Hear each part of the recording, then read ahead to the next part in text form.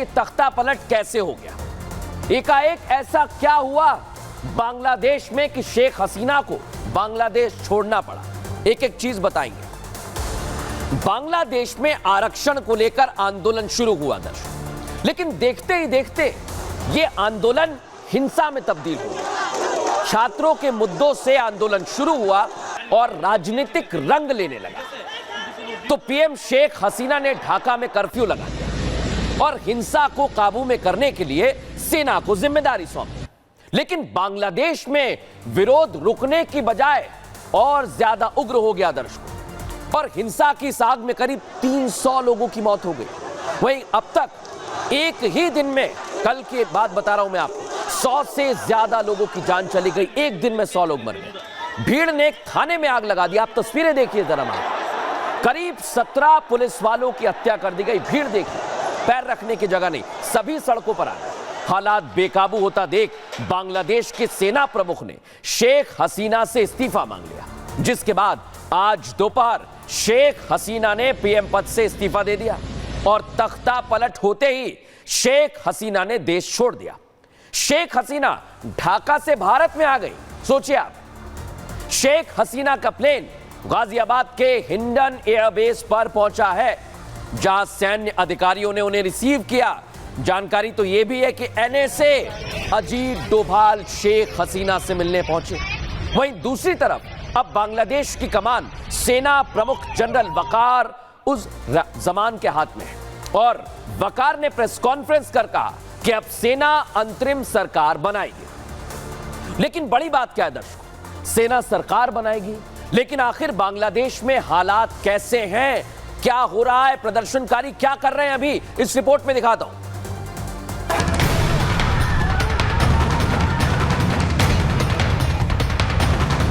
बांग्लादेश में हिंसा की आग ने तख्ता पलट कर दिया है। प्रधानमंत्री शेख हसीना को सत्ता के साथ साथ देश भी छोड़ना पड़ा। शेख हसीना के देश छोड़ते ही बांग्लादेश में श्रीलंका जैसी तस्वीर सामने आई। लगभग 2 साल बाद ठीक वैसी ही तस्वीर बांग्लादेश में देखने को मिली। जैसा श्रीलंका में हुआ, कुछ वैसा ही बांग्लादेश में देखने को मिला। शेख हसीना के देश छोड़ते ही भीड़ ने प्रधानमंत्री आवास पर धावा बोल दिया। उपद्रवी पीएम आवास के बिस्तर पर लेट गए, किचन में घुसकर खाना खाकर जश्न मनाने लगे। इतना ही नहीं, पीएम आवास में घुसे लोग यहां का फर्नीचर और कीमती सामान अपने साथ ले जाते नजर आए। पीएम आवास के साथ पूरे बांग्लादेश में प्रदर्शनकारी हाथों में हथियार लिए सड़कों पर आ गए। कहीं मारपीट, कहीं आगजनी, कहीं तोड़फोड़। पूरे बांग्लादेश में हाहाकार मच गया। दुनिया की निगाहें बांग्लादेश के तख्ता पलट पर आकर टिक गई। उपद्रवियों ने कुछ नहीं छोड़ा। जो दिख रहा था उसके साथ मारपीट की जा रही थी। कई दुकानों में तोड़फोड़ तक कर दी गई। उपद्रवियों के सिर पर जुनून सवार है। ये भीड़ शेख हसीना की हर निशानी मिटाने पर आमादा है। भीड़ ने शेख हसीना के पार्टी ऑफिस को आग के हवाले कर दिया। प्रदर्शनकारियों ने बांग्लादेश के संस्थापक शेख मुजीबुर रहमान की मूर्ति का सिर का हिस्सा हथौड़े से तोड़ डाला। बांग्लादेश की राजनीति में शेख मुजीबुर रहमान का कद कुछ ऐसा है जैसे भारत में महात्मा गांधी का। फिलहाल बांग्लादेश अब सेना के हाथ में है। अब देखना यह होगा, क्या यह हिंसा अपने आप थम जाती है या बांग्लादेश में मिलिट्री एक्शन देखने को मिलेगा। और जो दर्शक इस समय हमारे साथ जुड़ गए उन्हें बता दूं कि आज संपूर्ण एक्सरे किया है तो बांग्लादेश में क्यों हुआ है, कैसे हुआ है और पहले भी हो चुका है, इसका एक एक इतिहास आज हम आपके लिए लेकर आए हैं। केस 1 क्या कहता है समझ लीजिए। बांग्लादेश में 1975 में भी तख्ता पलट हुआ था दर्शक। बांग्लादेश के पहले राष्ट्रपति शेख मुजीबुर रहमान की हत्या की गई। हत्या के बाद 15 अगस्त 1975 को तख्ता पलट हो गया। सैन्य अधिकारियों ने आज की तरह सत्ता पर कब्जा जमा लिया। मेजर जनरल जियाउर रहमान ने सत्ता को संभाल लिया। साल 1981 जियाउर रहमान की हत्या हो गई दर्शकों। सेना के अधिकारियों ने सत्ता हथियाने की कोशिश की। सैन्य अधिकारियों का यह प्रयास सफल नहीं हुआ और बांग्लादेश में चुनावों के जरिए लोकतांत्रिक व्यवस्था फिर लौट आई। 90 का दशक 1990 में नागरिक आंदोलन ने सैन्य शासन को खत्म कर दिया।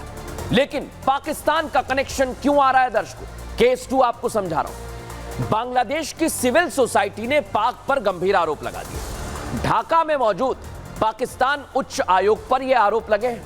पाकिस्तान पर कट्टरपंथी छात्र संगठनों के समर्थन का आरोप लगा है। पाक उच्चायोग ने बांग्लादेश के मामले में हस्तक्षेप किया और बांग्लादेश के कट्टरपंथी संगठन जमाते इस्लामी का सपोर्ट किया। विपक्षी पार्टी बीएनपी पर आंदोलन भड़काने के भी आरोप लगे। यानी पाकिस्तान और बांग्लादेश की तलखी अब जग जाहिर हो गई है दर्शकों। लेकिन इतना ही नहीं, मैंने आपको इतिहास बताया, लेकिन इससे बहुत कुछ हो रहा है। सियासत की और साजिश की बू तक आ रही है। सुनिए जरा मेजर जनरल जीडी बख्शी क्या कह रहे हैं। लेकिन ये हिंसा बढ़ती ही गई है। कोई 100 के करीब स्टूडेंट्स मारे हैं, कितने 100 घायल हो गए हैं। अब बांग्लादेश की फौज के पास क्या विकल्प था कि या तो वो ताइनानमेन स्क्वायर जैसा नरसंहार करे, तो ये तो बिल्कुल जैसे कि श्रीलंका में हुआ था विक्रम राणा सिंह के साथ की सरकार के साथ, वैसा उन्होंने तो अटैक कर दिया है बांग्लादेश के प्राइम मिनिस्टर के आवास के ऊपर। लेकिन लगता है कि बांग्लादेश की फौज अभी तक वफादार रही है। उन्होंने अपने हेलीकॉप्टर में उनको आउट किया, उनका हेलीकॉप्टर है या किसी और हमारी एजेंसी का हेलीकॉप्टर है, ये तो देखना होगा। देखा दर्शकों आप, लेकिन अब बांग्लादेश में क्यों तख्ता पलट हो रहा है, क्यों आंदोलन हो रहा है, यह भी आपको समझा देता हूं, क्योंकि इसके पीछे बहुत कुछ सामने आया है दर्शकों। लेकिन सबसे बड़ा मुद्दा क्या, नौकरी में आरक्षण का सिस्टम। पहले क्या था समझ लीजिए। पहले स्वतंत्रता सेनानियों के बच्चों के लिए 30% था, पिछड़े जिले में 10% था, महिलाओं के लिए 10 था, अल्पसंख्यकों के लिए 5 था, विकलांग के लिए 1 और मेरिट के लिए 44% था।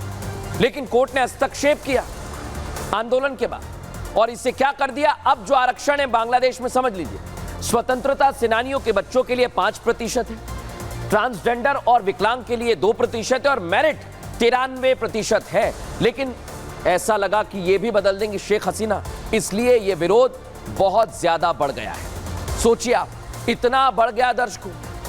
लेकिन अब मैं आपको एक और चीज बताने वाला हूं। आखिर इतना बड़ा आंदोलन हिंसा में कैसे बदल गया, आप भी सोच रहे होंगे।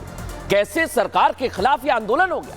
बांग्लादेश में प्रदर्शन की शुरुआत कब घटी, जुलाई से शुरू हुई थी दर्शकों। प्रदर्शन मुख्य रूप से आरक्षण के खिलाफ था और पिछले महीने दर्शकों प्रदर्शन हिंसक हो गया। इस हिंसा में करीब 200 लोगों की जान चली गई, ये आंकड़े बढ़ गए।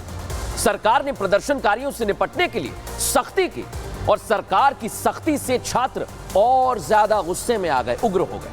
सरकार ने प्रदर्शनकारियों को गोली मारने के आदेश दिए। सोचिए आप, याचिका लगाई गई और सरकार की याचिका के बाद मामला बिगड़ गया। यह प्रदर्शन आरक्षण से हटकर सरकार के खिलाफ हो गया, सिर्फ याचिका से। सोचिए आप। लेकिन मैंने आपको वादा किया एक एक चीज बताऊंगा।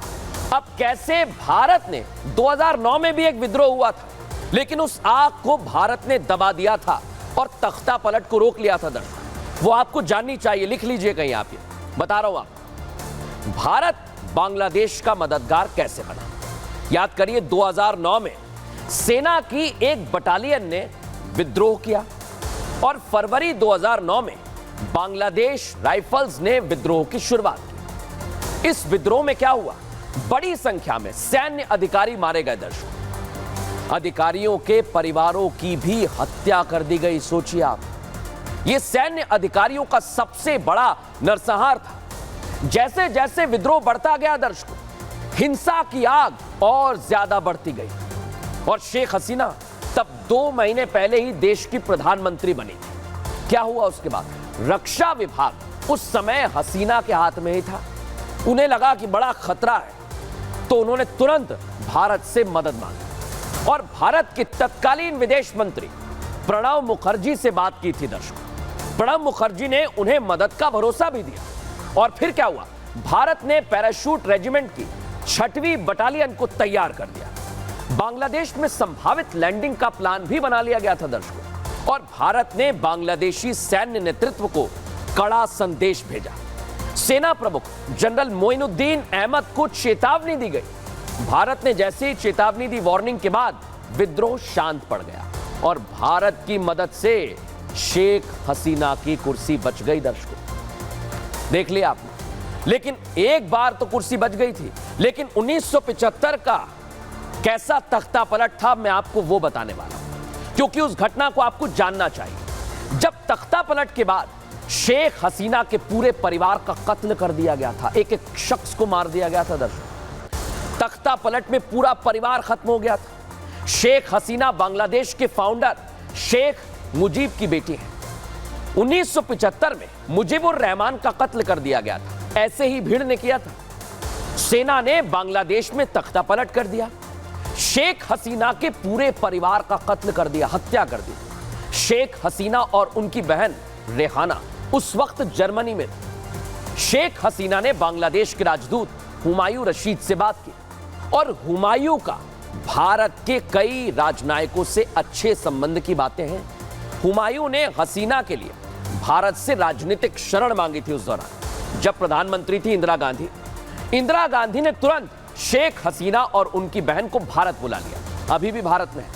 इसके बाद हसीना का परिवार और वो पूरे परिवार के साथ दिल्ली आ जाती है। हसीना के परिवार को कड़ी सुरक्षा में रखा गया।